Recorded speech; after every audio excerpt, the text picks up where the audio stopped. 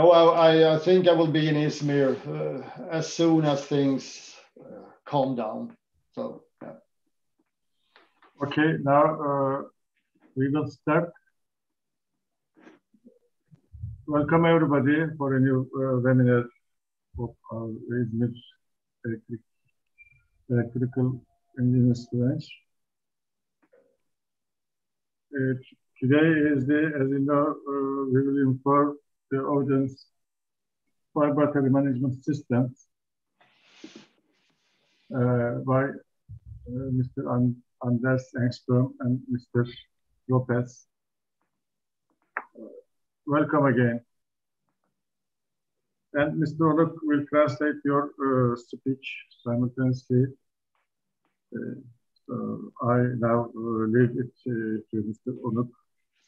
Speak. Evet efendim, herkese merhabalar, hoş geldiniz. Öncelikle bu değerli fırsat için Elektrik Mühendisleri Odası İzmir Şubesi'ne çok teşekkür ediyorum. Ben Doktor Murat Onuk, elektrik yüksek mühendisiyim. 35 yıl sonra artık üniversite için gittiğim İstanbul'dan dönüp memlekete İzmir'e tekrar yerleştim. İzmir Fen Lisesi'nin ilk mezunlarındanım. 30 senedir enerji sektöründe çalışıyorum. İşte Siemens'te bir 15 yıl. Daha sonra Vestas Türkiye'nin kurucu genel müdürlüğünü, Ağoğlu Enerji Grubu kurucu genel müdür başkanlığını yaptım. Bir 4 sene kadar Yeditepe Üniversitesi'nin işletme bölümünde ders verdim. Doktoram işletme üzerine.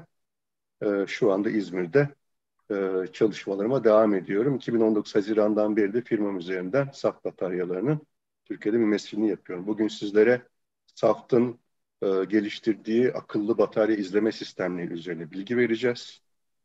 SAFT konusunda öncelikle SAFT'ı biraz tanıtmak için bölge satış yöneticisi sevgili Anders Engström'e sözü vereceğim. Richard Brink yanında teknik uzmanımız. Akıllı batarya sistemlerinin ürün sorumlusu olan Erik Lopez de video bağlantısıyla bize sistemi tanıtacak. Ben de size simultane tercümeyle çevireceğim. Şimdi sözü Bay Anders Engström'e veriyorum. SAF'la ilgili biraz size bilgi vermesi için. Yes, Anders, the floor is yours to give some information about SAFT and maybe you will also introduce yourself. Yes, merhaba Turkey. My name is Anders Engström and I'm based in Sweden. I'm the area manager for ISD, Industrial Standby Division for Turkey. And together with me, I have Richard Brink, who is the application manager. So we can jump straight into it if you're ready. Evet, hazırsanız hemen başlayalım diyor. Anders Richard Brink uygulama uzmanımız var. Anders bölge satış yöneticimiz. Sizlere şu anda İsveç Oskarshamn'dan SAFT'ın fabrikasının bulunduğu lokasyondan bağlılar. Anders daha önce İzmir'e gelmiş, İzmir metrosu için. İnşallah tekrar ilk fırsatta gelmek nasip olur diyor. Yes, Anders. Yeah, and I just want to first start with a very brief presentation of SAFT for you who don't know so much about us. I will not be too long in this presentation. I will do it very swift. Hızlıca SAFT'ı tanıtacak bir prezentasyonla SAFT hakkında sizi bilgilendireceğim. Yes. So I hope you can see my screen here very soon. Sure. Here. Do you see my screen? Yes. So let's start. So this is an overview of SAFT during the years. They started at 1918. Who are based in Sweden. We started even earlier before SAFT bought us. We were we invented the nickel cadmium batteries here in Sweden. İsveç'te nikel kadmiyum bataryalar aslında üretildi. Daha sonra Fransa'da kurulmuş olan SAFT'la birleşti. Ben de şu anda o şeyin üretildiği İsveç'teyim diyor Anders. We will just jump very quickly. We have 31 sales offices. We are based in 19 countries and we have 16 manufacturing sites. SAFT 1918'de kurulmuş bir firma, yani 103 yıllık bir geçmişi var. İlk kuruluşu Paris'te Paris garında yük taşıyan forkliftlerle başlamış, onların bir şeyleri için. Daha sonra İsveç'teki NIFE ile birleşmiş. Şu anda dünyada 31 satış ofisi, 19 ülkede mevcudiyeti, 16 tane de üretim sahası var. 4000 çalışanı, 3000'den fazla müşterisiyle. Headquarters are in Paris, and our main, or the biggest factory are here in Sweden, where we are located. Genel merkez Paris'te ama en büyük fabrika şu anda Anders'lere hitap ettiği İsveç, Oskarshamn'da. This is just a quick overview of the different divisions. I will very briefly go through the different divisions.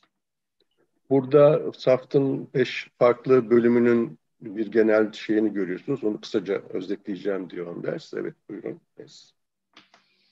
And this is some of our customers. The presentations in YouTube comes afterwards, so I will just briefly, size biraz geriden geliyor görüntü.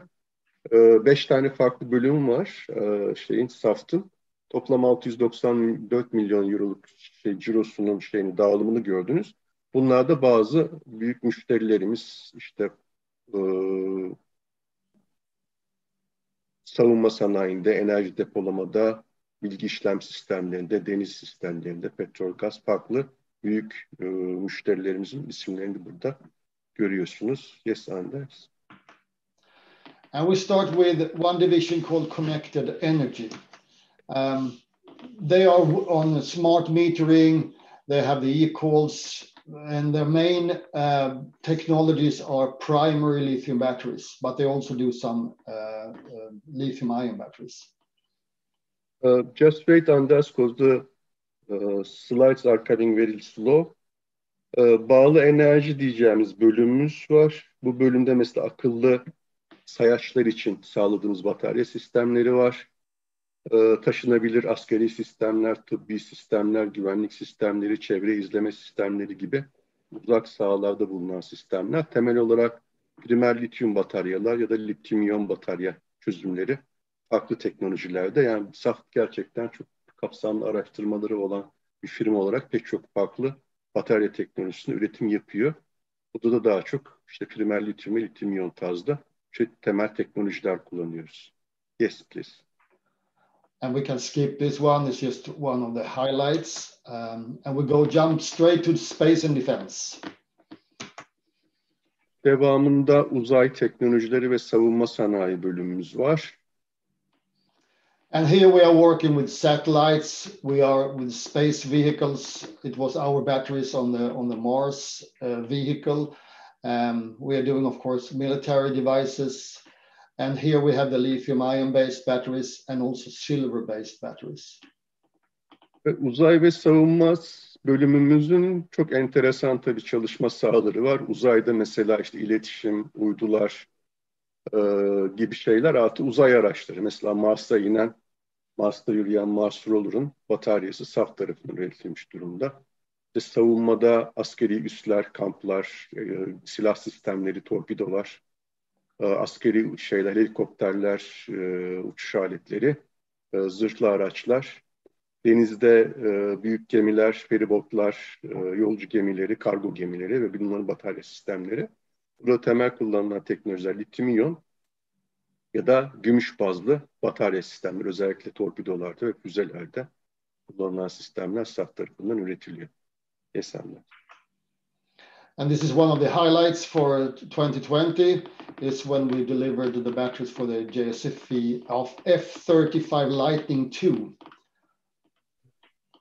Birazdan ekranınızda gelecek. 2020'nin önemli şeylerinden, başarılarından F-35'nin bir tipinin 2000 bataryasının SAFT tarafından sağlanmış durumda. F-35 savaş uçaklarının. And the industrial standby, which both me and Rickard are representing. So our manufacturing sites are in India, in Bordeaux, in Ersak, Oskarshamn in Sweden, Raskovic in Czech Republic, and Valdosta, US. Anders'in sorumlusu olduğu, benim de hizmet verdiğim endüstriyel yedek güç sistemleri bölümü. Hindistan'da fabrikamız var, Bordeaux'da, Fransa'da, Nerzak'ta, Fransa'da. En büyük fabrika Oskarshamn, İsveç'te. Raskovice, Çek Cumhuriyeti'nde ve Goldas'ta, Amerika Birleşik Devletleri'nde fabrikaları bulunan endüstriyel güç sistemlerinin. Ekranda bir data yönetim merkezini görüyorsunuz. Saftın, fleksiyon, lityum iyot bataryalarının kullanıldığı. Yes, Anders. So our main applications, the emergency backup, starting, the cycling application, all the utility, signaling, railways, backup, oil and gas. We are more or less everywhere where we need batteries. And our main technologies are nickel, cadmium and lithium ion batteries. Endüstriyel yedek güç sistemlerinde kullanılan yerler tabii enerji üretim sistemleri, enerji dağıtım iletim sistemleri, petrol, doğalgaz, üretim tesisleri, nakil tesisleri, petrokimya rafineri gibi ağır sanayi tesisleri, enerji kesintisine tahammül edilmeyen. Dolayısıyla yedek güç olarak, acil durum olarak yangın alarm sistemlerinde, aydınlatmada bütün prosesle alakalı yedek güçlerde nikel, kadmiyum ve lityum iyon bazlı teknolojiler kullanıyoruz. Demir yollarında, sinyalizasyonda, telekomünikasyonda, haberleşme endüstrisinde gene yedek güç sistemleri olarak bu bölüm hizmet veriyor sunduğu ürünlerle altyapıya yönelik olarak. So this is some highlights. Of course, is the IntelliConnect, our BMS system for remotely monitoring batteries. 2020'nin önemli gelişmelerinden bugün sizlere tanıtacağımız akıllı batarya izleme sistemi olan IntelliConnect mesela önemli pazara sürülen çözümlerden. And we launched, sorry for interrupting. And then we have the Flexion, our lithium-ion product for standby batteries for data centers, etc. Evet ve data izleme sistemlerinde özellikle Flexion, lityum-iyon bazlı ikinci jenerasyon batarya sistemleri 2020'nin önemli gelişmelerinden. And also our new TLX Plus technology that it's tailored for the telecom sector, for 5G, 4G. Yeah. 4G, 5G telekom sistemleri için, haberleşme sistemleri için geliştirdiğimiz TLX Plus teknolojisi gene 2020'nin önemli geliştirmelerinde. And now we come to ESS for the energy storage systems. Dördüncü bölümümüz enerji saklama, depolama sistemleri büyük güçte. And the main applications here are, of course, energy storage and microgrids. And here it's only lithium-ion batteries. Burada lityum-iyon teknolojisi kullanılıyor. Konteyner bazlı megawatt seviyesinde enerji depolama sistem çözümleri, yenilenebilir enerjiler için, iletim ve dağıtım şebekeleri için ya da ufak mikro ağlar için endüstriyel uygulamalarda, OSB'lerde mesela değerlendirilebilir. Ülkemizde giderek bunun artık altyapısı hazır biliyorsunuz. Yenilenebilir enerji sistemlerimiz hızla gelişiyor. Enerjimizin büyük kısmını yenilenebilir enerjiden kullanıyoruz. Bu enerji depolama sistemlerinin büyük güçlükteki hızla ülkemizde yayılacağını düşünüyoruz. Biz uzun zamandır bunları üretiyor. Dünyanın pek çok yerinde uygulamasını yapmış durumda. İşte adalarda olsun, enerji nakil hatları bağlantısında bile ve özellikle tabii rüzgar gibi yenilenebilir enerji tesislerinde bu enerji depolama sistemleri yoğun olarak dünyanın dört bir tarafında, SAF tarafından üretiliyor. And some of the highlights for 2020 was the launch of the new energy storage hub for renewables in China. Evet, Çin'de mesela 2020'de önemli bir enerji depolama hub'ı SAF'ın ürünleriyle kurulmuş vaziyette. Mobility, this is mainly, of course, railway, but also some other applications. Son bölümümüz mobilite dediğimiz özellikle işte trenler, raylı ulaşıma yönelik olan batarya sistemleri. And here we have both rail, we have forklifts, we have also aviation. And for Turkey, this means more or less that you will find SAFT on with Tulum shells, with Tuvaşaş, with the Istanbul Metro, etc. Mobilitede tabii raylı ulaşım, bunların enerji sistemleri, trenler üzerindeki sistemler. Burada tabii Tuvaşaş, Tulumsaş müşterilerimiz, çeşitli şehirlerdeki metrolar, belediyelerimiz bu anlamda müşterilerimiz.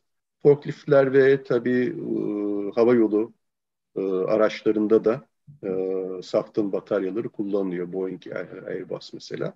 Nikel, kadmiyum, lityum bazlı teknolojiler kullanıyoruz mobilite pazarında da. And one of the highlights was when we launched or supplied the batteries for the Moscow metro train.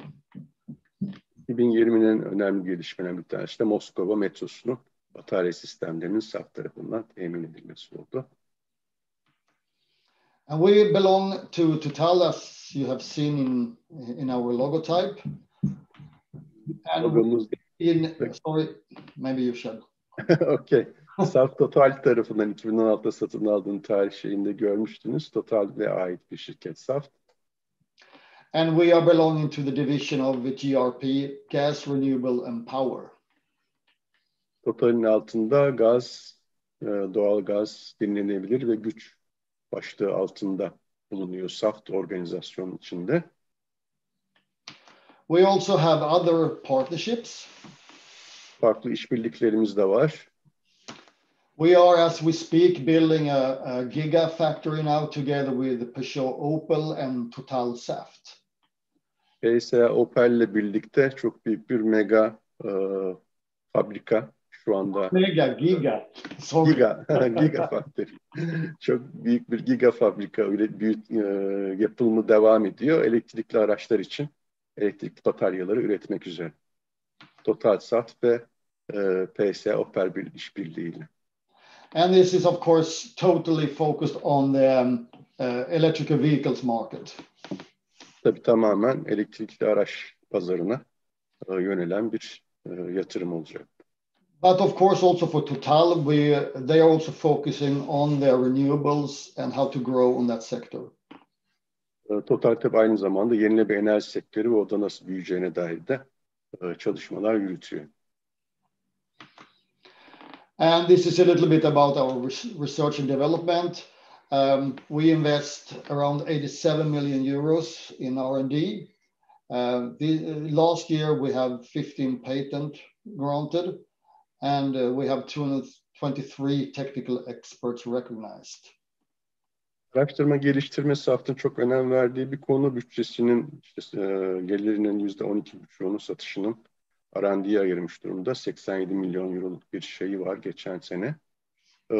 2 kuluçkası 15 yeni patent onaylanmış durumda. Toplam 219 patent portfolyosu içerisinde 223 teknik olarak kabul gören tanınmış uzman çalışıyor. Saft bünyesinde Ar-Ge departmanında.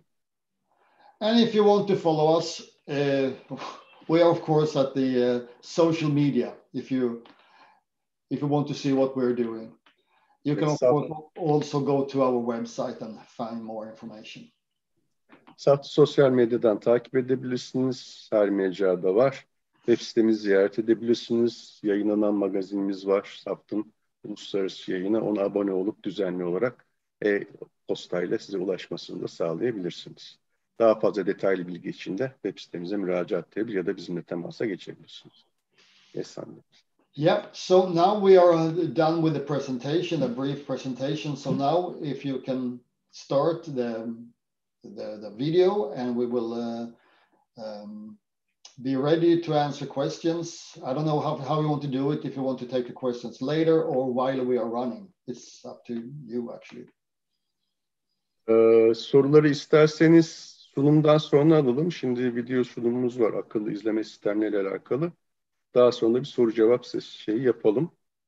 Bu arada yazılan soruları zaten Emo üzerinden biz göreceğiz. Ona göre de cevaplayabiliriz. We will take the questions afterwards, after the video presentation via chat, and then we will reply them at the end of the session on that. Ben şeyi paylaşayım sizlerle şu anda sunumumuzu. Şu anda ekranda şeyi görmüyorum. Açtığım dosyayı paylaşabiliyorum herhalde. Önce onu açmam lazım. Hemen bir açayım.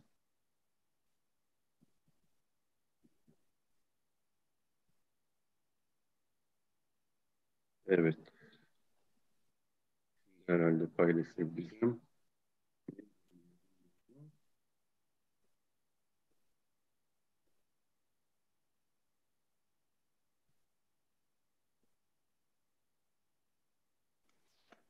Murat Bey, isterseniz anda... öncelikle sunumunuzu tam açın bilgisayarda. Şu an aslında klasörü açtınız siz. Bunu stop share yaparak kapatın isterseniz. Şu an oynatacağınız videoyu bilgisayarınızda açmanız gerekecek. Sonrasında onu share screen'den paylaşım yapabilirsiniz. Tamam. Şimdi paylaşmaya çalışıyorum ama nedense görmüyorum. Ben share screen yaptım da onu. Ha. Şimdi gördün mü? Normalde share screen'de onu ekranında görmem lazım. Ekranımda görmüyorum. Peki.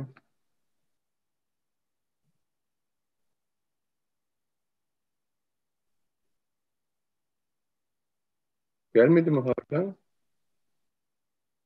Yok. Niye görmüyorum? Videoyu paylaşmama müsaade etmiyor şu anda. Video açık.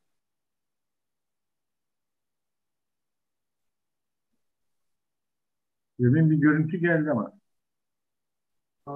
Şimdi yakaladım. Okay. Şu anda geldi galiba değil mi? Şu an evet, ekran paylaşımı yaptınız Murat Bey. Tamam. Ben kendi görüntümü kapatayım olmazsa.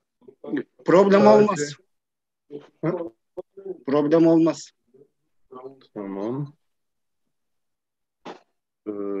O zaman şöyle yapalım. Kontrolleri kapatayım. Şunu yukarı alayım şöyle. Şu anda beni yukarıda görüyorsunuz değil mi? Şeyi başlatayım. Şu anda beni görüyor musunuz? Görüyoruz. Senin de küçük ekran. Siz şu an videoyu oynatabilirsiniz Murat Bey. Video var. Tamam, okey. Buradan başlayalım. Evet. Evet, bu sunumda sizlerle akıllı batarya izleme sistemi olan IntelliConnect ürünümüzü tanıtacağız.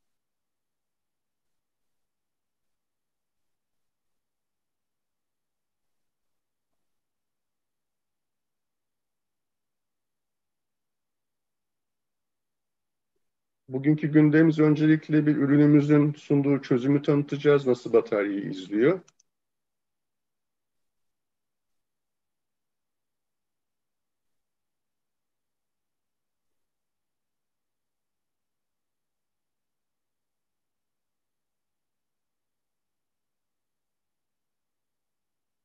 Daha sonra ikinci başlıkta bu ürünün sertifikasyonuyla ilgili bilgi vereceğiz.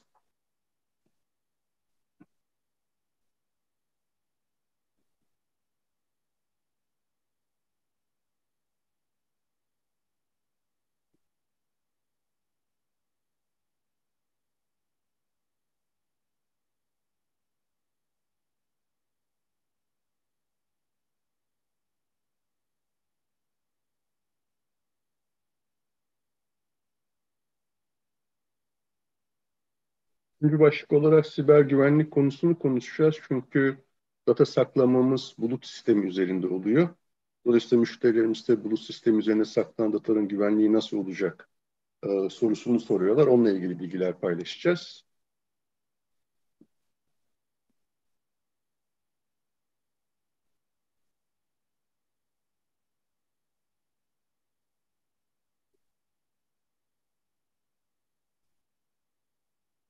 Dördüncü başlıkta kullanılan yazılım ve şeyin nasıl idare edildiği, sistemin nasıl izlendiği, buna dair canlı bir şeyle örnek üzerinden sizlere sistemi nasıl izlediğimizi göstereceğim.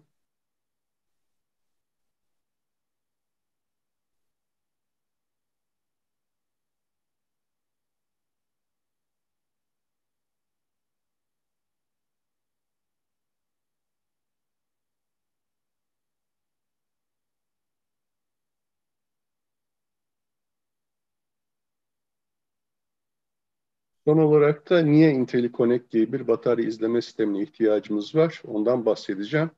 Sonuçta Murat nikel Bey, kadmiyum teknolojisi efendim. kusura bakmayın araya girdim de videoda ses yok da şu an ses gelmiyor bize videonun. Ona Öyle mi? ilişkin evet, tekrar baştan alarak sesi açma şansımız olabilir mi videonun? Peki.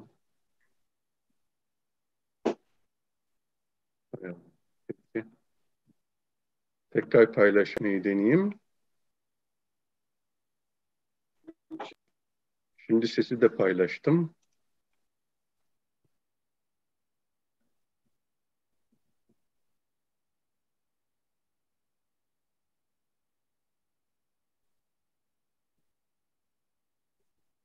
Kumandalarda bir sıkıntı var.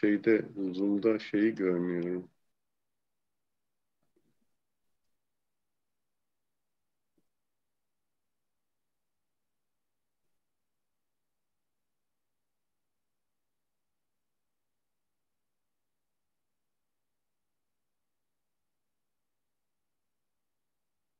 Şu anda görünüyor galiba, değil mi? Sesle bakalım, duyabiliyor musunuz? New product, battery Şu an monitoring ses system, geliyor, our evet. teleconnect. Uygundur Murat. Ses de geldi, tamam. Yalnız Yukarıda ekranda bazı kısımlarda karartma oldu. Evet, onu kaldırmaya Hepsi çalışıyorum. Menü çıkmıyor ekranıma nedense. Pardon, katılımcılarımızdan biraz rica edeyim. Nedense ekranıma kumandası çıkmıyor.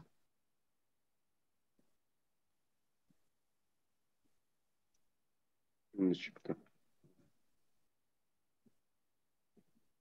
Böyle yapalım. Şu anda temizlenecek olması lazım. Şu an uygundur Murat Bey.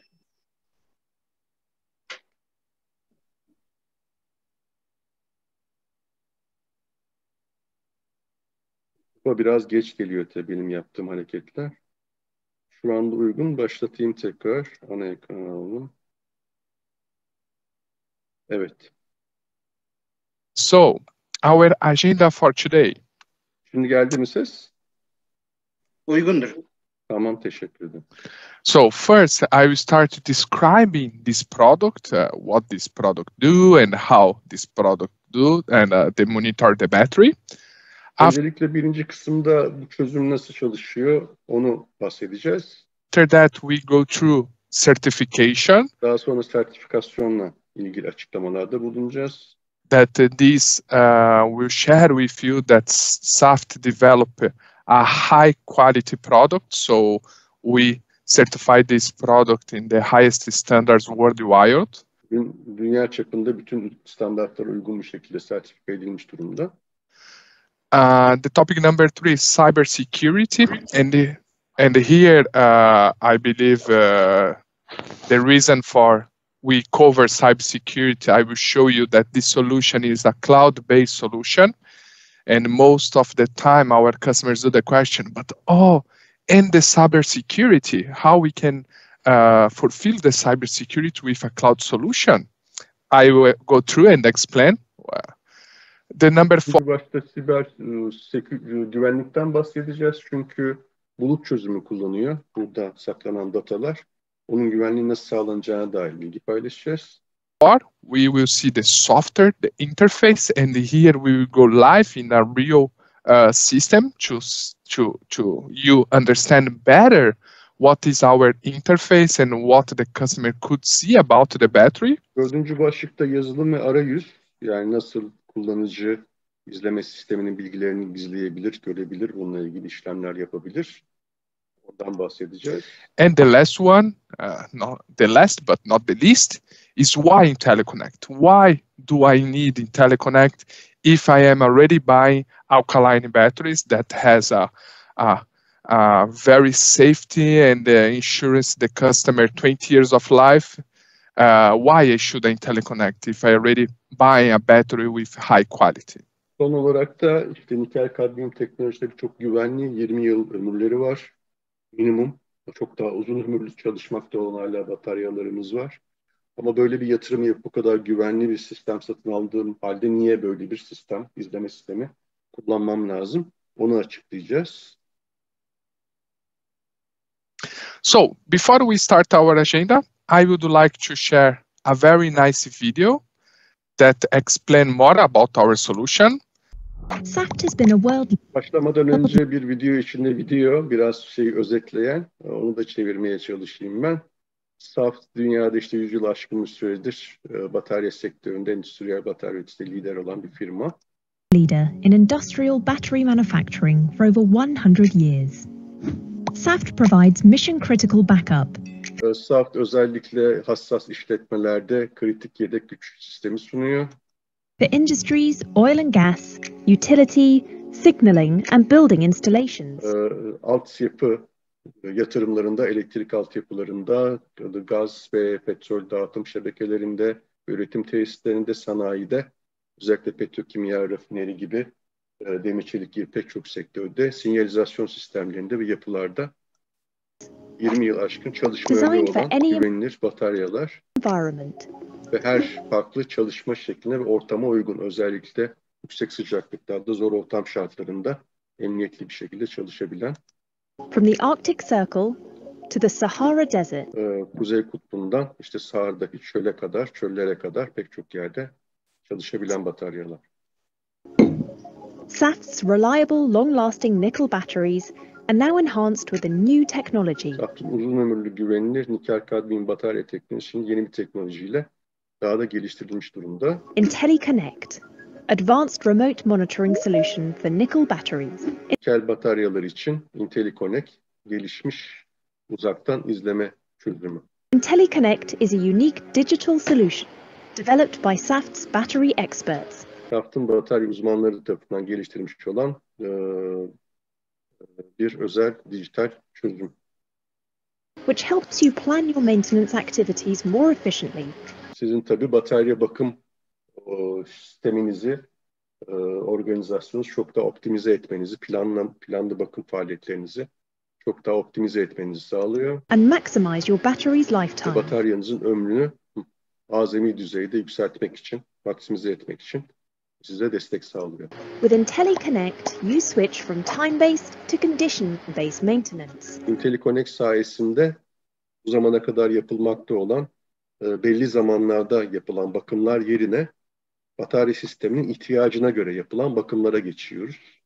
İşte gereksiz bir takım bakımları elimine etme imkanımız var. Which means to perform maintenance when it is really needed and not before. Dolayısıyla bakımı gerçekten ihtiyaç olduğu zaman, daha öncesinde değil, yapmak için size destek sunuyor.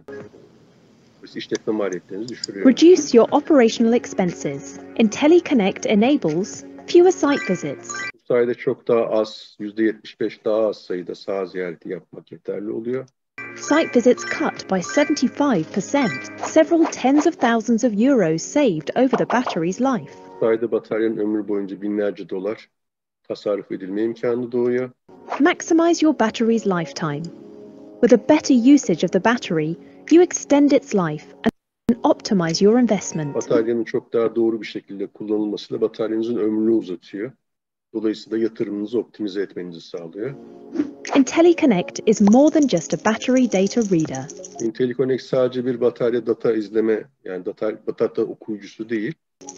IntelliConnect displays the real-time status of your battery's current, voltage, bataryanızın gerçek zamanlı olarak gerilimini, akımını, sıcaklığını, elektrolit seviyesini ve daha fazlasını takip edebiliyorsunuz. temperature, electrolyte level, and more. It monitors and provides trending of the important operating parameters of your batteries. Hem izliyor hem de trendi ne tarafa doğru gitmekte olduğunu bu değerlerin ona dair bir fikir veriyor. And notifies you if a problem occurs. Bir problem olduğunda sizi haberdar ediyor. Thanks to SAFT's proprietary algorithms, benefiting from its 100 years of research and battery expertise, you can also obtain intelligent information. Buna ek olarak da işte SAFT'ın 100 yılı aşkın batarya tecrübesinin getirdiği, kurduğu algoritmalarla bataryanızın durumu, yük durumu ve bataryanın sağlığı konusunda da size akıllı bilgi, akıllı yönetim imkanı sunuyor, akıllı bilgi veriyor. Such as the state of charge and state of health.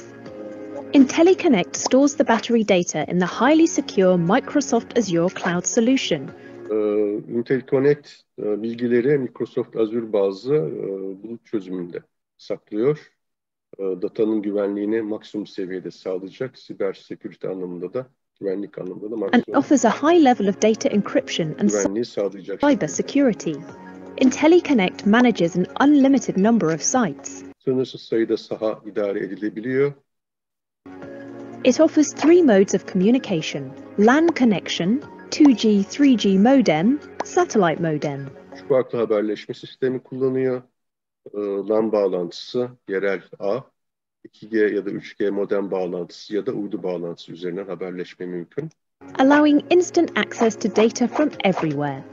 Dolayısıyla dataya, bilgiye her yerden ve her farklı cihazdan erişme imkanınız var. Cep telefonunuzdan bile bağlanıp batarya sistemlerinizi dünyanın her yerinden izleyebilirsiniz. Unique service offer. Our experts can analyze your battery data to detect and optimize battery life. Uzmanlarımız sizin için bir servis hizmeti olarak bataryanızı izleyerek bataryanızın sağlığı hakkında bilgi verebilir. In case of battery room overheating, our experts will advise you to reduce the temperature. Mesela batarya odasının ısısının yükselmesi durumunda uzmanlarımız sizi haberdar ederek batarya odasının sıcaklığını düşürmesini önerebilir. If the temperatures are not homogeneous inside a battery string, our experts will tell you to adjust the parameters. Batarya içerisinde hücreler arasında ısı farklılıkları varsa batarya grupları arasında bunlar hakkında sizi bilgilendirip bunları bu şekilde ayarlamanızı önerebilir. We can also identify a charging voltage which is higher than normal and that will overconsume electrolyte. Şarj geriliminin mesela gereğinden fazlaysa düşürülmesi bu sayede de elektrolitin korunması anlamında, aşırı tüketiminin korunması anlamında destek olabilir. Everything is done to increase the life of your batteries. Dolayısıyla bataryanızın ömrünü uzatmak için her şeyi yapmak mümkün olabiliyor. With IntelliConnect, enjoy peace of mind, keep your data safe and stay connected to your battery from IntelliConnect sayesinde bataryanızın güvenliği konusu içiniz rahat olabilir. Güvenli bir şekilde bu bilgiye ulaşabiliyorsunuz ve her yerden, her cihaza bağlanabilirsiniz. anywhere, at any time. Dediğiniz yerden istediğiniz zaman. IntelliConnect Advanced Remote Battery Monitoring Solution for Nickel Battery Technology, meeting your business needs. İlaçlarını sağlayacak nikel kadmiyumda uzaktan bir batarya izleme sistemi.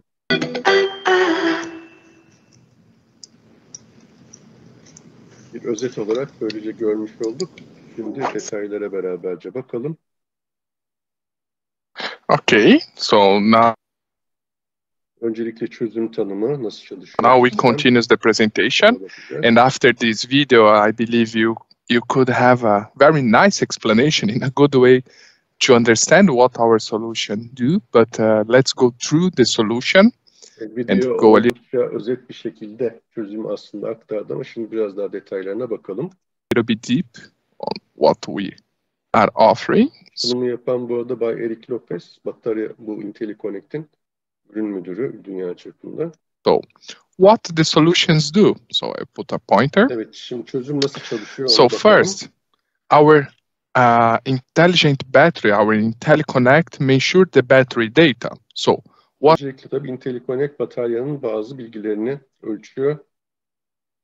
What kind of information the system is getting from the battery? First, as our standard solution, our system is getting the data for the voltage, the current, the battery temperature, and the battery room temperature. So this standart çözümde IntelliConnect bataryanın gerilimini, akım değerini, oda sıcaklığını ve bataryanın sıcaklığını ölçüyor. This is our standard solution. As optional, the customer could request a electrolyte sensor to measure the battery electrolyte level, and also a hydrogen sensor. Bunlara ek olarak müşteri arzu ediyorsa elektrolitin hücre içindeki seviyesini ölçen sensörler ve hidrojen gazının oda içerisindeki seviyesini ölçen sensörleri ilave olarak alabilir. As we said, and as you saw in the video, this data, we send out this data for the cloud. So we have a cloud-based solution, and our cloud solution, it is with the Microsoft Azure. So in the cloud, we store all the data, the voltage, the current, and the temperature.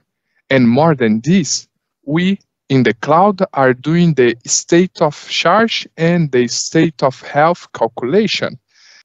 Datalar, yani bahsettiğimiz gerilim, akım, sıcaklık ve ilave gelen elektrolit seviyesi ve hidrojen gibi datalar Microsoft Azure bazlı bulut sisteminde saklanıyor. Ama sadece data saklama değil, aynı zamanda bataryanın şarj durumu ve bataryanın ne kadar sağlıklı durumda olduğuna dair olan hesaplamalar da gene cloud üzerinden, bulut sistemi üzerinden yapılıyor. And basically, this is unique features of SAFT solution. Today, in our battery business, SAFT solution, it is the only one could offer state of charge and the state of health for nickel cadmium batteries. Bu şu anda mevcut piyasadaki tek en özel çözüm. Çünkü yani data toplama şeyi var belki ama bataryanın şarj durumu ve bataryanın ne kadar sağlıklı bir durumda olduğunu gösteren başka hiçbir sistem yok. Şeyden başka, IntelliConnect'ten başka. Also, after that, when you have everything in the cloud, we can display this anywhere. Your laptop.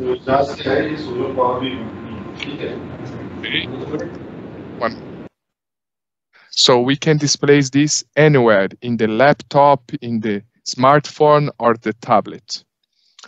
Tabii bütün şeyler cloud'da, bulut sisteminde olunca da her yerden ve her cihazdan sisteme ulaşarak izleme imkanımız var. Bilgisayardan, cep telefonundan, akıllı telefondan, tabletten sistemi izleyebiliyoruz. So, knowing that, intelligent battery overview. So how we measure the data. So we have our BMD that looks like this is the picture of our BMD. And what it is a BMD? BMD basically is a battery monitoring device. So our BMD measure the battery voltage, so the battery bank voltage, the total voltage. Burada kullandığımız batarya izleme cihazı, batarya grubu için bir tane batarya izleme cihazı kullanıyoruz. Bu bataryanın gerilimini ölçüyor ve bataryanın akımı ölçülüyor. Sure, the current, so the battery bank current, the temperature, so the battery temperature and the ambient temperature, and basically ek olarak batarya grubunun gerilimine ve akımına ek olarak sıcaklığı, hücrenin ve oda sıcaklığı ölçülüyor.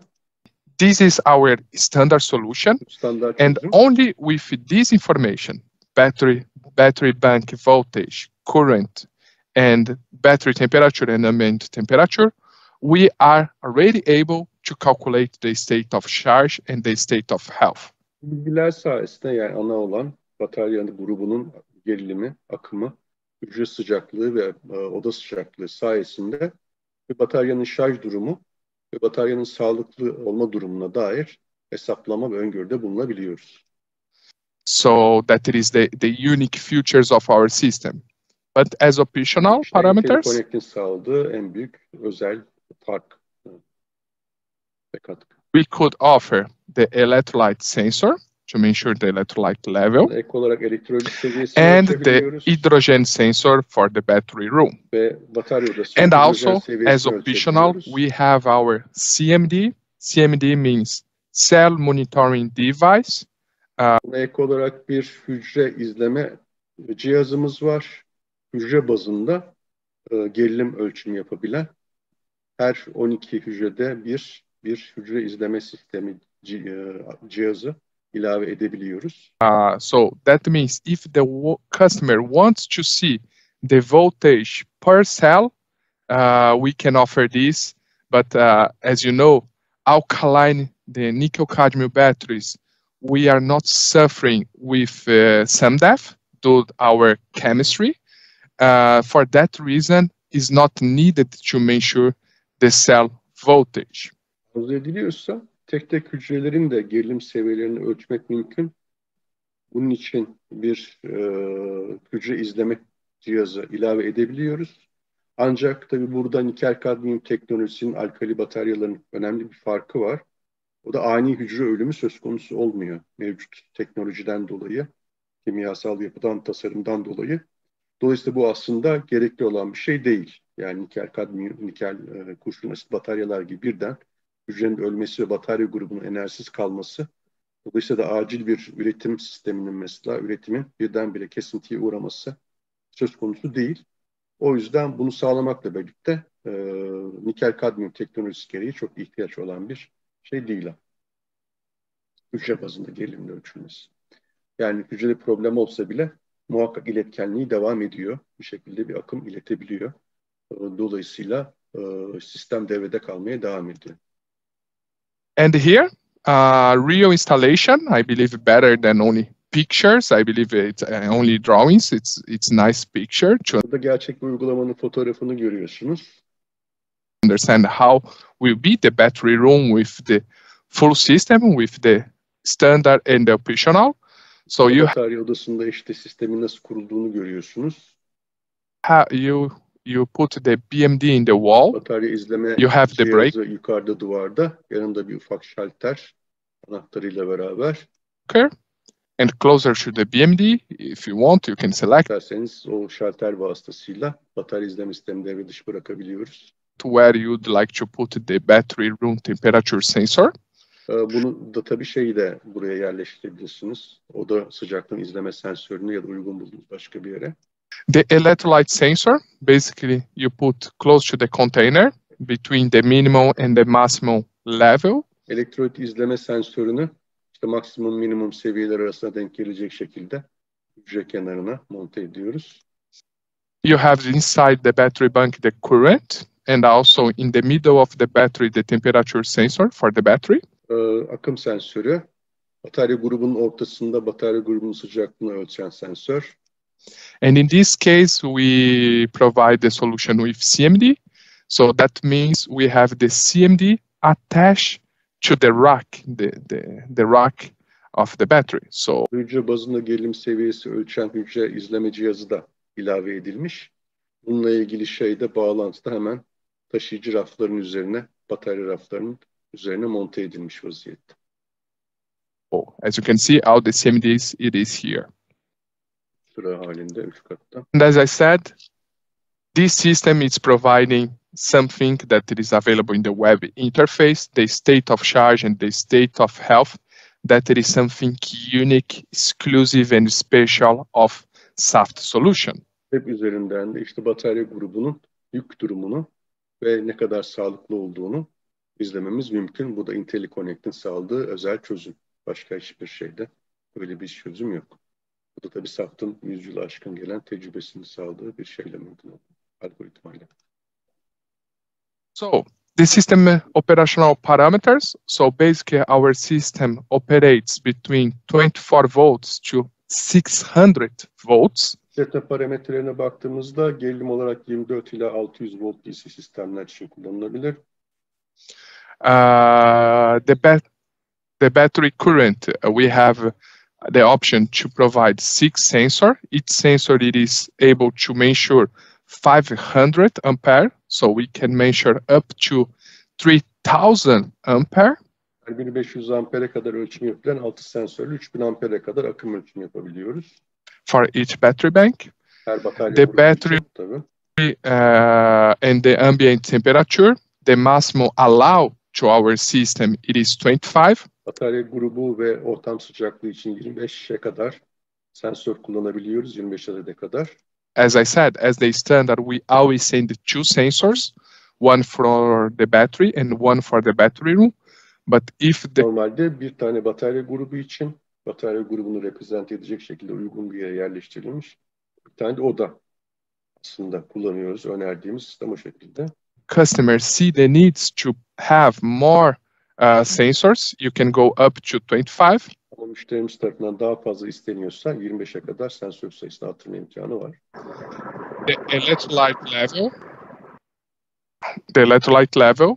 So the maximum electrolyte level for our system is 24 sensors. Elektrolit ölçümü için maksimum en fazla 24 kadar elektrolit seviyesi ölçüm sensörü koyabiliyoruz. So for the battery bank, the cell voltage, we can go, the maximum cell voltage is 500. And here I put a red star. As I said, alkaline battery is not suffering with some depth. So we don't see the need to install a CMD. 500 hücreye kadar hücre bazında gerilim ölçümü yapılabilir. Ama daha önce ifade ettiğimiz gibi nikel kadmiyum batarya teknolojisi gereği hücre ölümü aniden olmayacağı için normalde bu sisteme ihtiyacınız olmayacak. the hydrogen sensor for measure the ambient hydrogen concentration between 0 to 4% or 0 to 100 LEL. O da ortamdaki hidrojen konsantrasyonu ölçmek için 0 ile 400'de arasında bir ölçüm yapmak için sensörümüz var. The IP protection for our BMD, it is IP52. Batarya izleme cihazının koruma sınıfı IP52.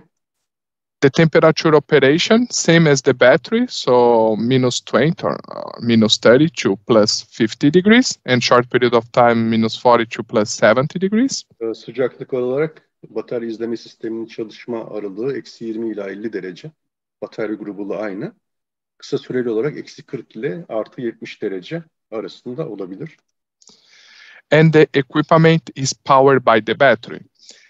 Ve bu ekipmanlar batarya tarafından besleniyorlar. Yani enerjilerini bataryadan alıyorlar. Here, you already know Divas answer a question that it is most of our customers do to us and said, oh, can I include more sensors than this specification in your system? And the answer is no, for one main reason. Our system is powered by the battery. When the battery is on float, okay, no problem. You can have, in the final, the system will be powered by the UPS or the headfire that it is powered by the grid. But in an emergency situation, knowing that our system is powered by the battery, and for our customer, it's important to make sure the battery information when you have an emergency situation, we have a limit of sensors to not consume too much energy of the battery bank. Otherwise, our system will be a load of the battery bank, and the customer probably needs to buy a bigger battery to compensate the energy consumption of the battery monitoring system. Ekipmanlar batarya grubunun kendisi tarafından beslendiği için sensör sayısını daha fazla arttırmayı düşünmüyoruz. Çünkü bazı müşteriler bunu talep ederse soru olarak. Çünkü batarya şeydeyken, boştayken, yani UPS'e ya da redüsöre bağlıyken bir problem yok belki ama batarya devreye girmesi gereken bir durum olduğunda batarya izleme sistemi de batarya tarafından besleneceği için o zaman müşterinin acil ihtiyaç duyacağı yükü sağlamakta sıkıntı çıkabilir daha fazla sensör eklersek. O zaman da müşterinin batarya grubunu büyütmesi gerekir. Bunu tabii arzu etmeyeceğimiz için sensör sayısını sınırlayarak daha fazla batarya grubuna ihtiyaç duymadan mevcut batarya üzerinden sistemin işler olmasını sağlıyoruz. Bu yüzden de sensör sayısını daha fazla arttırmıyoruz. So this is very important that we make sure that our system will not becomes a load of the customer. Yani bizim sunduğumuz izleme sisteminin kendisinin de bir yük haline gelmemesi lazım batarya açısından. Battery. That is the reason we have a limit for the quantity of sensors. Bu nedenle sensör sayıları üzerinde bir sınırlamamız var. Also, as you know, we are offering a cloud solution. So you have three types of communication. So the way bulut sistemi için 3 tane haberleşme imkanımız var. That our PMD could connect with the cloud. The first one is an internet port LAN connection. So if the substation has a LAN connection available, you can connect a cable in our BMD and provide the connection. Batarya izleme sistemini LAN üzerinden Ethernet bağlantısıyla bağlamak standart çözümün içerisinde. Also, we offer as a standard already included in our BMD a cellular modem that is connected by 2G or 3G. Batarya izleme sisteminin içerisinde bir modem imkanı da var. Sizi 2G ya da 3G sistemine bağlama imkanı sunan. To connect with the cloud. And as optional for our customer, if you have a substation where you don't have internet LAN connection or cellular modem connection, you can order a satellite modem. İnternet ya da GSM bağlantısı imkanı yoksa opsiyonel olarak bir uydu bağlantısı imkanı sağlamak da mümkün oluyor. Özellikle uzak lokasyonlarda. So this is our solution. I hope that it's clear. As I said, in the final, we will open for questions. But if you have some question about the system, feel free to write by chat. Çözümü böylece özetlemiş olduk. Sorularınız varsa YouTube üzerinden yazabilirsiniz. Oturumun sonunda cevaplamaya çalışacağız. Sertifikasyonla devam edelim. So about the certification, when SAFT developed the system, and SAFT, everyone knows SAFT as a factory of high quality products. So to make sure that you will receive a high quality product, we certify this product in the high standards worldwide.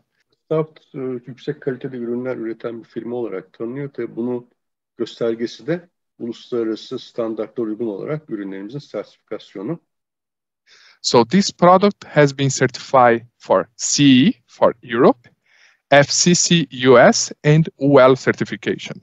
Bu ürünler Avrupa için CE, işte Amerika için FSS ve UL tarafından sertifiye edilmiş, sertifikasyon tamamlanmış durumda. So we have the certifications. We have the ISC for not SAFT, but safety requirements for electrical equipments. Elektrik ekipmanlarının güvenliği açısından IEC 6110'la, basit yanlış yazılmış SAFT değil, safety yani güvenlik anlamında olacak. We have the EN for EMC, electromagnetic emission. Elektromanyetik yayılım açısından EN 301-489-1 ile sertifike edilmiş. The EN for wideband transmission system. Geniş band haberleşme sistemleri açısından EN 300-328. You know our system, it's a cloud solution and you have the 2G and 3G, so we need to have this standard. Also the EN IMT cellular network. The EN for GSM, the global system for mobile communication. And the IEC for degrees of protection. As you know, our PMD is IP52. Evet, IP52 koruma için IEC 6529, GSM hücre bağlantıları, hücresel ağlar için gerekli standartlarla sertifike edilmiş vaziyette. So this is the standards that we certify our solution. About cybersecurity, so most of the times when we present this product for our customer, they are afraid about the cybersecurity. As we know, in our industrial business nowadays, we had a lot of cases about cybersecurity. So Siber güvenlik konusunda tabii cloud'a bağlandığımız için sorular geliyor. Bununla alakalı olarak şimdi bilgi vermek istiyoruz. First of all, the product that we develop in SAFT follows the Cybersecurity and Infrastructure Security Agency. So we developed the system based on the standard and the specification of this agency. Burada siber güvenlik açısından ürettiğimiz ürün Siber Güvenlik ve Altyapı Güvenliği Ajansı'nın tarif ettiği şartlara uyumlu bir şekilde tasarlanmış vaziyette. So basically we have five main features requested by the Cybersecurity and Infrastructure Security Agency. Bu ajans tarafından zorunlu tutulan 5 farklı fonksiyon var. Bunlar göz önüne alınarak ürün tasarlandı. The first one, use a separate network. Birincisi ayrı bir ağ kullanmak, şebeke kullanmak. Müşterinin kendisinin kendi internet şebekesinden ya da data şebekesinden farklı. Second one, backup data. Bilginin, datanın saklanması, yedeklenmesi. The third one, separate the control features. Kumanda özelliklerinin ayrılması. Encrypt your data and perform regular monitoring. Datanın şifrelenmesi ve düzenli izleme ve güncelleme işlerinin yürütülmesi. And updates. So we follow this concept, and for that reason, following this concept of cybersecurity, we took the decision to develop a cloud solution. Bunlar göz önüne alınarak bulut bazlı bir çözüm uygulanması kararı verildi. As you know, as I said, most of our customer it's looking for cybersecurity, because we have, like this case recently in US, that we had hackers attacking this pipeline company. Bu tabii pek çok müşterimiz açısından çok önemli. Yani doğalgaz boru hatları işleten bir firma, bir müşterimiz mesela, bu da ciddi bir firma, böyle ciddi bir kayba uğramış. Siber sekürite konusundaki problemlerden dolayı, dolayısıyla buna önem vermek gerekiyor. And at least storing the data and doing the negotiation to give back the data for the company. So for that reason, we choose a cloud solution, and the IntelliConnect is designed with the mindset of the Cybersecurity Infrastructure Security Agency. IntelliConnect dolayısıyla bu siber güvenlik ve altyapı güvenliği ajansının yaklaşımıyla, bu yaklaşım esas alınarak tasarlanmış durumda. So now I will go through these 5 points and try to do a very explanation about each point. So first, use a separate network. How does IntelliConnect work? Ayrı şebekeler, ayrı bağımsız şebeke kullanımı nasıl olacak? Bu da IntelliConnect nasıl çalışıyor, ona bakalım. IntelliConnect not require access to the customer network. As you saw, if the customer, one of the main risks of cybersecurity, it is when you start to connect several systems to your network. If you connect our several systems to your network, you need to make sure that the system has a high security to avoid that the hackers start to the invasion between this system. IntelliConnect doğrudan müşterinin kendi şebekesine bağlı değil. Yani müşterinin kendi şebekesi, mesela bir ERP sistemi olabilir ya da üretimle alakalı bir sistem olabilir. Buna bağlanma durumunda işte hackerlar için tabii bir sızma imkanı yaratıyor. Halbuki IntelliConnect bağımsız olduğu için bu anlamda daha emniyetli. So that is the reason we develop a cloud solution, and our system has as a standard available 2G and 3G. So you don't need to connect our system to your network. IntelliConnect'i kendi sisteminize doğrudan bağlama zorunda değilsiniz. 2G, 3G ya da işte GSM bağlantısı kullanma imkanı var. So by choosing the cellular connection. So basically, here is a picture to understand. So the customer solution. So basically, you have your substation with several systems, with your SCADA system and everything connected. Senin kendi şebekesi, yani SCADA sistemi, interneti, kendi bağımsız şebekesi. Our system is another type of connection. IntelliConnect farklı bir bağlantı sistemi. We have our BMD doing the data izleme sistemimiz Microsoft Azure bulut şeyine bağlı, sistemine connection bağlı. By cellular or satellite communication with our cloud and monitoring our battery. And how, if you don't have the connection in your own network, how you will collect this data? Kendi tabii network'ünüze bağlı değilse bu datayı nasıl toplayacaksınız? We have a web interface and we can send alerts about the battery by mail.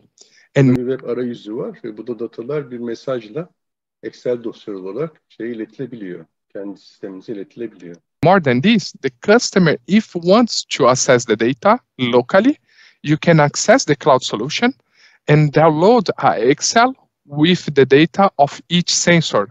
Müşteri bulut üzerinden datalara ulaşmak istiyorsa Excel dosya üzerinden datalara ulaşabiliyor. And also the state of charge and the state of health. Aynı zamanda yük durumuna ve bataryanın sağlık durumuna da bakabiliyor. So basically, our communication between our system and the customer networks can be made by emails, where you receive the alert. Bağlantı e-posta yoluyla, e-posta uyarıları şeklinde olabilir. Or the Excel with the data. Veya data içeren Excel dosyaların değişimi olabilir. So that is the use a separate network.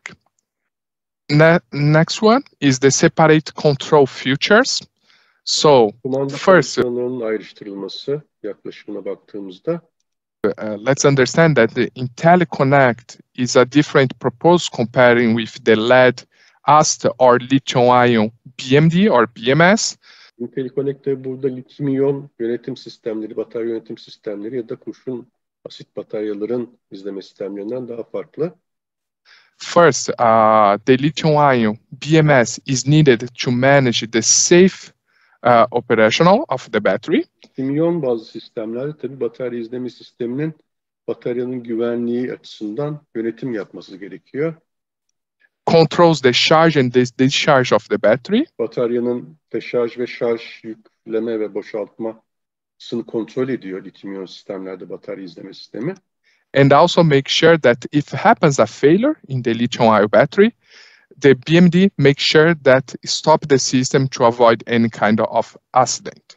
Ve lityum iyon sistemlerde batarya izleme sistemi aynı zamanda bataryayı devre dışında bırakabiliyor.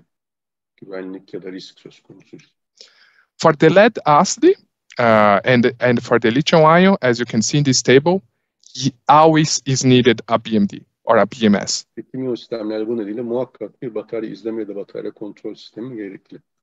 Is always, because this ensure the safe operation of the battery. Batarya sisteminin lityum iyonda güvenli bir şekilde işletebilmesi için bu zorunlu.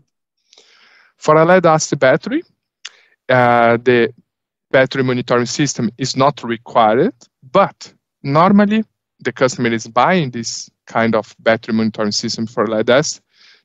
Asitte bir batarya izleme sistemi tabii zorunlu değil ama uzun zamandır pazarda buna dair çözümler var. Müşteriler çözümleri kullanıyorlar. To predict a failure. So, burada tabii temel hedef olası bir hücre arızasını, hücrenin kaybını tahmin edebilmek. In some way, it's the safe system for lead acid batteries. So, kurşun asit batarya sisteminin güvenliğini arttırmak için, çünkü o da hücre bazında ani ölüm, hücrenin batarya grubunun enerjisini kesmesi, devre dışı bırakması, akımı kesmesi söz konusu olabiliyor. The BMS are available on the market over the last decade for this kind of technology. 10 yıldır işte bu çözümler var piyasada. As you know, the lead acid batteries is suffering with the SUMDAF, not only the VRLA but also the VLA. İki çözüm de VRLA de VLA de aynı zamanda kurşun asit bataryalarda aynı hücre çökmesi söz konusu olabiliyor. So the purpose of install a battery monitoring system is to anticipate or predict a battery failure. Burada amaç işte bu batarya izleme sistemlerinde böylesi bir olası çökmeyi, ani ölümü önceden öngörebilmek için. So to act before the failure. But for a nickel cadmium battery, it's totally different from these two first scenarios. Nikel kadmiyum teknolojisi bu ilk senaryodan daha farklı. Tamamen farklı. The nickel cadmium batteries age predictable and are reliable by design. As you know, the aging of a nickel cadmium battery is predictable. We are aging, for example, 1% per year. Nikel kadmiyum bataryalarda bataryanın yaşlanmasını tespit etmek, tahmin etmek mümkün. Tasarım olarak çok daha güvenliler. Ortalama yılda %1 yaşlanma faktörü var. İşte 20 yıllık bir ömürleri var minimum. Nikel kadmiyum bataryaların %80'in altına inince ömrünü doldurmuş kabul ediliyor standarda göre. And also the reliability of this battery that didn't suffer or doesn't suffer with SUMDAF. Ani ölüm oluşmadığı için hücre tasarımı gereği, hücre her halükarda akım iletmeye devam ettiği için batarya grubunun çökmesi söz konusu değil. Dolayısıyla güvenli. It's totally reliable. So the IntelliConnect is a poor monitoring system. Bu nedenle işte IntelliConnect bir izleme sistemi sadece. And the IntelliConnect does not impact the battery operation. Bataryanın çalışmasına herhangi müdahalesi olmuyor. So why not? As I said, this system is only monitoring. So let's put in the worst case. In the worst case, we have standards for that, but we have, you will see in the next slide. But in the worst case, you have someone hacking the battery monitoring system of SAFT, the IntelliConnect. The hacker will do nothing because he cannot turn off the battery. He cannot turn off the substation. He cannot turn off the UPS because it's a monitoring system. you cannot send action in our web interface, for example, send an action to say, hey, discharge the battery, or IntelliConnect, turn off the battery. It's not possible because we are doing only monitoring the battery. Siber güvenlik anlamında herhangi bir hacker yani olması mümkün değil ama diyelim ki en kötü senaryoda IntelliConnect'e ulaşmayı başardı. Hiçbir şekilde IntelliConnect üzerinden bataryayı devreden çıkarması, şarj etmesi ya da şarjını boşaltması mümkün değil. Çünkü IntelliConnect sadece bir izleme sistemi. So our system can never control the battery or the charger. That is the main important takeaway of this slide. IntelliConnect bataryayı ya da radyatörü ya da UPS'i herhangi bir şekilde kontrol etmiyor. Mesela bu anlamda siber güvenlik anlamında bir risk söz konusu değil operasyon açısından. Backup data. So how does IntelliConnect work? So the IntelliConnect provides regular backups on multiple services. As we said, we are using the Microsoft Azure. And in the yearly fee include a full backup of the cloud on 2 different countries in Europe. So we have 2 different data centers in Europe storing the data. Data yedeklemesi açısından IntelliConnect'in işte Microsoft Azure kullandığından bahsetmiştik. Ayrıca datalar Avrupa'da 2 ayrı ülkede yani yıllık ücretin içerisinde olan hizmetle saklanıyor. Our IntelliConnect installations. And more than this, our BMD can store 2 years of data locally. Aynı zamanda işte kullandığımız batarya izleme cihazı, batarya odasındaki 2 yıllık datayı da yerel olarak üzerinde saklayabiliyor. So basically, we have data stored in the BMD, data is stored in 2 different servers in Europe. So we make sure that you will never serve to lose the data.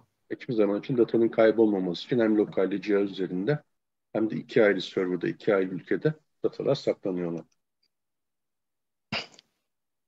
And the last 2, so they perform a regular monitoring and updates.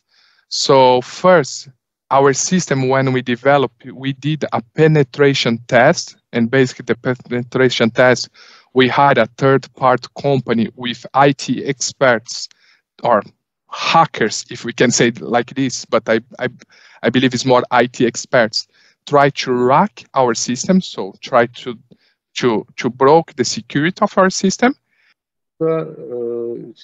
Sistemi izleme ve güncelleme konusuyla alakalı olarak IntelliConnect'in gelişmesi aşamasında işte ve sürekli olarak her 2 yılda bir sızma testleri IT uzmanları tarafından gerçekleştiriliyor. And basically on this test, they were not able to do this hack of our system. Testler sırasında sisteme sızmayı başaramadılar uzmanlar. So that reason, we receive a data security review according to the ISO 27005. Bu sayede ISO 27005 data güvenlik şeyinden de geçmiş oldu. Gözleminden, kontrolünden. So every 2 years, we will do this kind of test. So make sure that the security of our system continues in a high security. So sayede sistemin yüksek güvenlikte kalmasını sağlamaya devam edeceğiz. And also we have regular updates. As you remember, the case in the US, basically, why happens in the pipeline companies, they had a system connected with the network that was without the updates. So without make updates in the system, so your system becomes obsolete with the evolution of the electronic systems, and this make your system less secure. Demin tabii siber güvenlik açısından güvenlik alanımız düzenli güncellenmesi lazım. Az önce bir örnek vermiştik. Bir doğal gaz dağıtım şirketinin uğradığı problemle, yaşadığı kayıplarla alakalı. Onlar sistemleri mesela güncellemedikleri için bu sıkıntı yaşamışlar. Elektronik sistemlerin düzenli olarak güncellenmesi siber security açısından güvenlik alması için çok önemli. So that is the good things of made updates. We make sure that the security continues in a high level. Güvenliğin en yüksek seviyede kalması için düzenli güncellemeler yapıyoruz. And the logs of the system regularly to review and store both locally and cloud. So as I said before, we have sistem kayıtları düzenli bir şekilde gözden geçiriliyor. Hem lokal olarak hem de bu sisteminde saklanıyor. Have three places where we are storing the data. 3 ayrı lokal. Encrypt your data. So for datanın tabii şifrelenmesi önemli. sure, our system is doing the encryption of data in both ways during the transmission and during the storage. Data hem iletişim sırasında iki yönlü olarak hem de saklama aşamasında şifrelenerek saklanıyor. So we have two encryptations in the process. And again, some questions here is, how it is the encryptation? We follow the ISO 27005 to do this encryptation. Söylemede ISO 27005'in şeyleri, gereklilikleri sağlanıyor. And what makes sure that our encryptation is safe for our customer is our ISO certification. So our sertifikasıyla tespit etmiş oluyoruz. Our ISO, it's a certification that makes sure that we have an encryption that is secure. Okay, so the software. So let's go through what it is the customer will see when install this system. Sistemi devreye aldığında müşterimiz ne görecek? Onu gösterelim şimdi. So first, how the customer can connect it with our system. The first one in local, when I say local, is inside the substation. So inside the substation. Genel olarak mesela Batarya Odası'nın bulunduğu şart merkezinin içerisinde USB bağlantısıyla işte web arayüzü üzerinden yukarıdaki şey yazılarak bmd.local yazılarak izleme sistemine bağlantı yapılabiliyor ya da Bluetooth üzerinden şeyler indirilerek uygulama şeylerinden bağlantı imkanı sağlanıyor. The customer could connect by USB connection, and normally we advise to use Google Chrome or Firefox. Google Chrome ya da Firefox bulunması gerekiyor cihaz tabii. And connect your computer by USB with the BMD.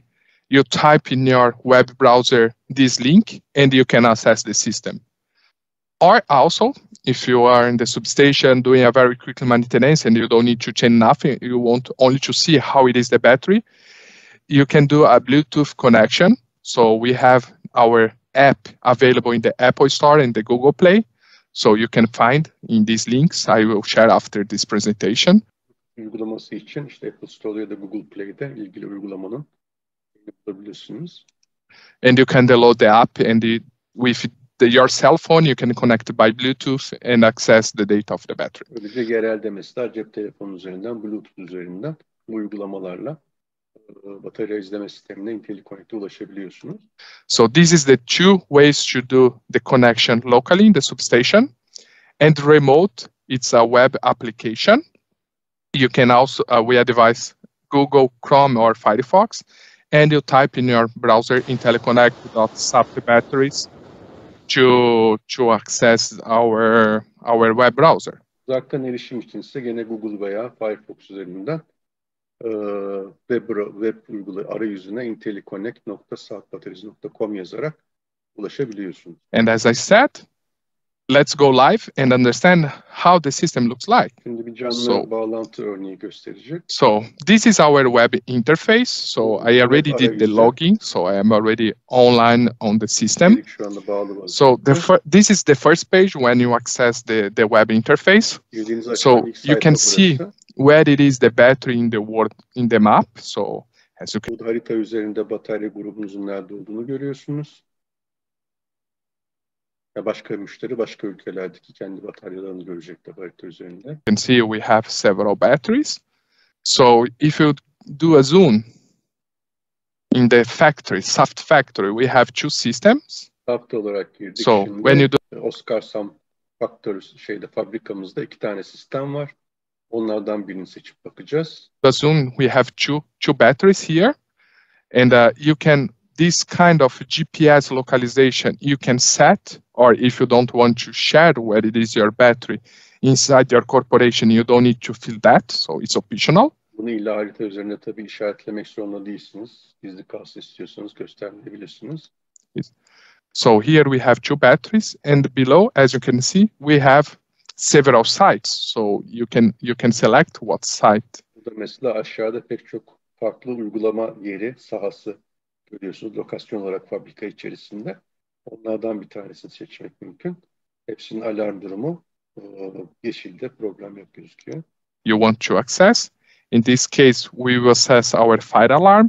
Burada yangın alarm sisteminin batarya grubuna bakacağız şimdi. That it is this site, Oskarshamn, Sweden.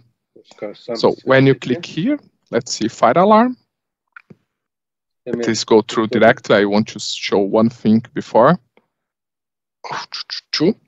Sorry for that. Okay. So if you go Oskarshamn, Sweden, that is our fire alarm. So here in this Oskarshamn, İsveç'teki fabrikanın fire alarm bataryasının durumunu görüyoruz şu anda. second page, you can see the battery voltage, the bataryanın gerilimi, akımı, elektrolit seviyesi. Current, the electrolyte. In this case, we didn't install the hydrogen. Burada hidrojen ölçüm sensörü kullanılmamış bu sistemde. Optimax bir uzun ömürlü batarya seçilmiş 140 amper saat kapasitesinde 20 tane hücre var sistemde. The battery type, the capacity, and the number of cells. And the alarm is green, so no alarms on this Bir battery. alarm yok, her şey yolunda, yeşil. And when you click fire alarm, you go through this interface, and this interface you Şu go, anda arayüze girdik. you can do a deep investigation what is happening in your battery. Burada bataryada neler olup bittiğine dair daha derin bir inceleme yapma imkanımız var. So first, you have the battery status. Bataryanın So durumu, you have the voltage of the battery Verim. bank, you have the current, akım, ambient temperature, and the battery ortam sıcaklığı, temperature. batarya So this grubunun is the sıcaklığı, temperature of our battery room. The electrolyte, elektrolit okay. seviyesi, The okey. state of charge is fully charged, our battery. Ürünü tamamen şarj edilmiş, şarjlı vaziyette bekliyor. Şu anda batarya boşta. And the state of health, you have 3 colors, green, Burada bataryanın sağlık durumu ne aşamada diye baktığımız 3 renk var. Yeşil, turuncu ve kırmızı. green, yellow, and red. Pardon, yeşil, sarı ve kırmızı. And basically these colors for the state of health means, if it is green, means that your state of health is higher than 85%. Yeşil varsa bataryanın ömrü açısından %85'in üzerinde. If it is yellow, is between 80% and 85%. 80 ile 85 arasındaysa sarı. If it is red, is below 80%, and why 80%? %80'in altındaysa da kırmızı olarak gözüküyor. Is we follow the IEC 60623 or 2259. So you need to change the alkaline battery when you lose 20% of the battery capacity. IEC'ye göre bunlar belirleniyor. Batarya kapasitesinin %80'ini kaybettiğimiz, %80'e düştüğü zaman bataryanın yenilenmesi ihtiyacı var standarda göre. O yüzden kırmızıya geçiyoruz. So that means the sign becomes red. Here in the right, you have the graph. So as you can şeyleri grafik olarak gösterim mümkün. see, this is the battery voltage. This battery is on float. Also, you can see the current. Akımı görebiliyoruz. So as you can see, the current, if you see the graph, you say, oh, the current is a lot of variation, but our system is so precise that we are working with 4 numbers after the dot. So Burada çok fazla dalgalanma var gibi gözüküyor olabilir. Aslında hassasiyet çok yüksek. Sıfırdan sonra 4 basamak hassasiyetle çalışıyor. Aslında batarya şu anda boşta. Yani herhangi bir yük taşıyor ya da yük besliyor değil. so the variation is not too much. So basically, it's on float. Also, you have the electrolyte level, and basically the electrolyte level is 0 or 1. Sıfır So, veya 1 are- bir problem varsa sensörün bulunduğu hücrenin üzerinde sıvı aşağıdaysa 0 ya da 1 olarak bu sensör veriyor. You don't need to topping up your battery, and when it's 0, you have an alarm saying that you need to topping up your battery. 0 olunca doldurmak gerekiyor. Ölçüm olduğu hücrenin. Elektroliti tamamlamak gerekiyor. Also, you can see the ambient temperature. Tam sıcaklığını It's görebiliyoruz. both the ambient temperature and the battery temperature. So as you can see, we have a difference between the battery and the ambient temperature. If you go down, in this case, you can see the battery ID. So you can set the battery ID by your, if you have in a substation, for example, 2 batteries, substation 1, battery 1 and battery 2. So you can put different. Şart merkezinde 2 tane farklı batarya grubu varsa, genel santralle mesela pek çok farklı batarya grupları olabilir. Her birine ayrı isimler tabii vermek gerekir. ID for the different batteries in a substation. The cell type, the commissioning date. Hücre tipi, Optimax 1 uzun ömürlü 140 amper saat hücreler kullanılmış. Ne zaman devreye alındığı, üretim yılı. The manufacturing date and the number of cells. Kaç tane hücreden oluştuğu batarya grubunun. Nikel kadmiyum batarya 1.2 volt nominal gerilimde 20 hücre olduğuna göre demek ki 24 volt bir doğru akım sisteminden bahsediyoruz. Biliyorsunuz doğru akım sistemde 24, 48, işte 110, 220 falan şeklinde ihtiyaca göre ölçeklendiriliyor. In this case, we also have the battery, the cell voltage, so we can show for you. Burada her hücrenin mesela gerilim seviyesi de ölçülmüş. Her birinin hücre bazında gerilim seviyesini görebiliyorsunuz. So as you can see, we have the voltage per cell. More than this, here you have the calendar. So if olarak takvim üzerinden belli tarihlerdeki dataları da seçerek inceleme imkanınız var. Alarmın mesela yaşanan bir tarih vardıysa o tarihe gidip o dataları tekrar getirip grafik olarak inceleyebilirsiniz. If you want to do investigation saying, last week we had an emergency situation in our substation and we discharged the battery. So you can select the date when you had this. For example, last week, 10th of October to 12th. And you can see between these 3 days, in this case, you know, industrial application, most of the time our batteries stay on float. So uygulamalarda bataryalarımız hep boşta şarjlı vaziyette bekliyor oluyor. Ani güç kesilmesinde, şebeke kesilmesinde devreye girmek üzere. You can see that your battery was on float. Mesela işte o 3 gün aralığında bataryanın boşta beklemekte olduğunu. If you have a discharge, you can see that. Also for the current. And more than this, as I said, this is our web interface. If the customer wants to access this data in the local serve or share this data with other users inside the company, what you can do? You can select the date, for example, 10/12 again, and you click here, so you can export the sensor raw data. Belki bu geçmişe dönük mesela bir şeyi, data grubunu, bilgi grubunu bir liste şirket içerisinde paylaşmak istiyorsanız, gösterdiği datayı export et, seçili tarih aralığı için diye butona basarak istediğimiz kişiye iletme imkanımız da var. That means when you click in this button, you will download a zip file with one Excel for each sensor plus the Excel for the state of charge and the. Burada bunu yaptığımızda data zip file olarak sıkıştırılıyor. Her sensör için bir Excel datası olacak şekilde. Keza sistemin şarj durumu, state of charge ve sağlıklık durumu açısından, kapasitesi açısından ayrı bir zip dosyası oluşturup gönderiyor. So basically, with this, you can access this data. Alarms, another option, you can set alarms for. Alarmları tabii set edebiliyoruz. İstediğimiz aralıklarda alarm vermesi için. Your battery in an emergency situation. In this case, all of our alarms is green. Also, you have. Mesela bütün alarm seviyeleri yeşilde, herhangi bir problem yok.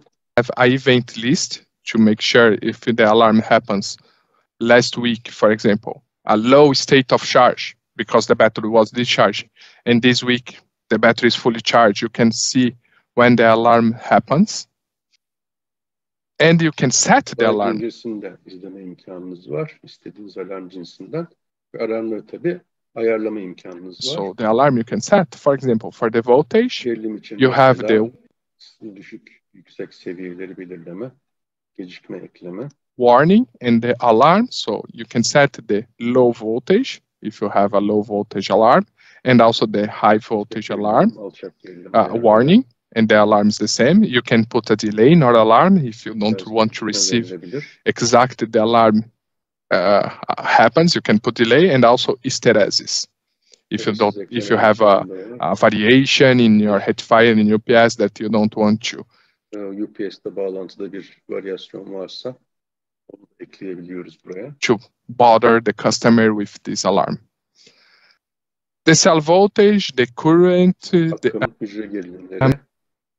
ambient temperature, the battery temperature. So you can, for all the sensors connected with our system, you can set. And as I said, the unique features, state of charge and state of health, you can set the alarm. So for the state of health, state of charge, you can state the alarm. So, okay, if my battery is 15%, for example, I need to do an action. I need to be in the substation to turn on the genset, for example, could be the case. So you can set alarm to react before the situation happens. Mesela belli bir olay oluşmadan önce devreye girmesini sağlayabilirsiniz. Bir jeneratör seti mesela devreye girmesi durumunda. And also the state of health, as you can see, you have 80% that it is the red, and the 85 when becomes yellow. And another question, it is about kapasite durumu, yani batarya grubunun sağlığı açısından 80 kırmızı, sarı şeylerini belirlemek için işaretlenebilir. To contacts, what kind of contacts our system has to connect it with a SCADA system. So basically, our BMD has only one relay available. Batarya izleme sisteminden SCADA sistemine bağlantı verilebilir. Ancak bu da tek bir böyle şeyi var. Yani tek bir alarm üzerinden şeyi veriliyoruz. SCADA sistemine şeyi böyle. Only one relay that you can connect some of these alarms. So as you can see, in this case, we connected the alarm relay with the total voltage. So we have, you can... Hücre bank grubunun gerilimi üzerinden bir SCADA sistemine böyle bağlantısı verilmiş. Put a light or a sound signal. Bir ses olabilir, bir ışık sinyali şeklinde verilebilecek şekilde verilebilir. To this, so and set this. So this is our web interface. So I hope it's clear what we are providing and how the information will be available to you. Coming back to our presentation. The last but not the least, why IntelliConnect? So first, the features versus the benefits of our system. So first, the unique, the exclusive, and the special features that it is the state of health. IntelliConnect'te tamamen özel olan spesiyel özelliği batarya grubunun sağlığının ya da kapasitesinin izlenmesinin sağlayacağı fayda. What is the benefit of state of health? Knowing the state of health, you can plan your CapEx. What this means? You know the state of health of the battery. So you will not replace your battery in a time frame. After 18 years, 20 years, I change the alkaline battery. No, you will change when the IntelliConnect say to you that the state of health is low. Bu tabii yatırımınızla alakalı olarak, yani batarya grubunu 18-20 sene sonra diyelim yenilemek için yatırım planlaması yapmak yerine IntelliConnect ne zaman size batarya grubu evet artık kapasite açısından düşmeye başladı, yenilemek gerekiyor sinyali verirse, yani 80'in altına düşerse o zaman batarya grubumuzu yenilemeniz söz konusu olabilir. İlla bu 18-20 senede olmak zorunda değil. Dolayısıyla da altyapı yatırımlarınızı optimize etmenizde, planlamanızda büyük bir imkan ve destek sağlar. So you can optimize your CapEx planning. The state of charge, another unique feature, so you can understand the battery availability and the... Bataryanın şarj durumu, bu sayede de bataryanın emre amadeliği konusunda bilgi sahibi olursunuz. Here was the example that I did. For example, if you have a substation when you are facing an emergency case, you need to turn on a genset. So you don't need to run to the substation when you lose the grid. You can plan it. Or another example, electrolyte. So you don't need to be in the substation. No, this is mesela bir şalt merkezinde bir dizel jeneratör setinin devreye girmesi gerekiyorsa bataryanızın durumunu bildiğiniz için acil olarak enerji kesildiğinde oraya koşturmak yerine bataryanın durumunu bildiğinizden gerekli işlemlerin kendiliğinden gerçekleşmesini bekleyebilirsiniz. Yani size güven verir bu anlamda. Electrolyte is the next one. Sorry for that. But this is the genset is a good example. The voltage, current, and temperature logging. So you have the battery history, so you can understand how your load is performance and understand if you can optimize your battery. Example, one of our customer. Mesela gerilim, akım ve sıcaklık bilgileri üzerinden bataryanızın nasıl bir performans göstermiş olduğunu yük durumuna göre, yük talebine göre, dolayısıyla bataryanızı daha optimize etmek için elinizde yeterli bilgi bulunmuş oluyor. Was discharging the battery 5 hours per day, and they realized that, oh, I discharge 5 hours, but the state of charge of the battery is continuous high. So that means I could extend my discharge from 5 hours to 8 hours. So the customer took the decision to extend the discharge time. Mesela bir örnek veriyor. İşte bir müşteri 5 saat bataryayı kullanarak, devrede tutarak işte boşaltıyormuş. Ama batarya seviyesi hala yüksek gözüküyor üzerinde, IntelliConnect üzerinde. Mesela 5 saat yerine 8 saat mesela bataryadan faydalanmaya başlamış. Dolayısıyla tabii ciddi bir tasarruf söz konusu oluyor. Bu izleme sisteminin sağladığı imkan sayesinde. From 5 hours to 8 hours. A good example. Electrolyte level, that is the other example. So you don't need to be in the substation every time to see the electrolyte level. You have the sensor that will inform you when you need to act on the electrolyte level. Elektrolit seviyesini izlemek de mesela sürekli olarak düzenli periyotlarla gidip batarya odasında elektrolit seviyesini kontrol etmektense artık buna ihtiyaç yok. Sistem üzerinden görebiliyorsunuz. Ne zaman sistemden bir şey gelirse ihbar, o zaman gidip elektroliti tamamlama imkanı var. Dolayısıyla çok daha az saha ziyareti, batarya odası ziyareti. Hydrogen detection. This is to increase the safety. As always, you know, batteries release hydrogen. So hydrogen is, you can have explosion in the worst case. So with the hydrogen detection, you make sure when some technician is doing some service in the substation, in the battery room, the hydrogen level is low, so he can work without any risk.